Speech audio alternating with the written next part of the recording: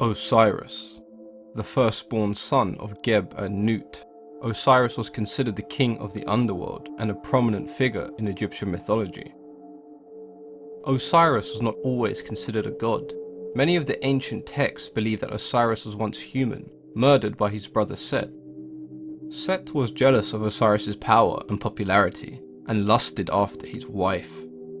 Osiris was married to his sister, Isis, a custom that was common amongst most pharaohs, as a god could only marry a goddess.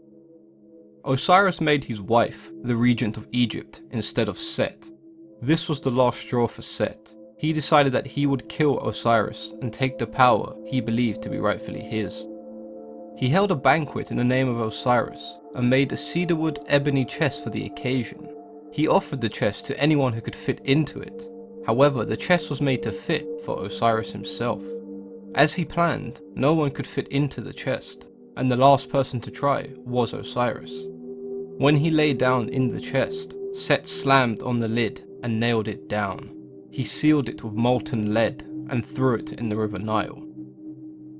The chest eventually re-emerged. This angered Set.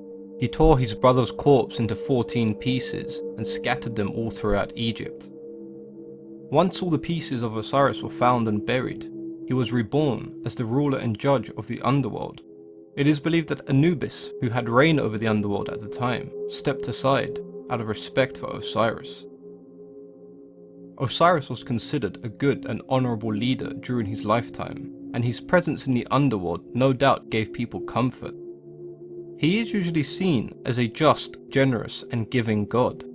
However, there are some depictions of him as a terrifying figure who would dispatch his demon messengers to drag the living to the realm of the dead. Osiris commonly appeared as a mummified king, his skin green or black to represent the fact that he is dead. He often has a curved ceremonial beard, a crown and his signature flail. His crown is usually white, sometimes with a plume of feathers which are thought to represent the cult of Osiris. Osiris was also considered the god of fertility and agriculture. He was able to grant life from the underworld, from sprouting vegetation to the annual flood of the river Nile. Some argue that Osiris was a symbol of resurrection, and others saw him as signifying the renewal of life in the next world. After all, Osiris did not rise from the dead.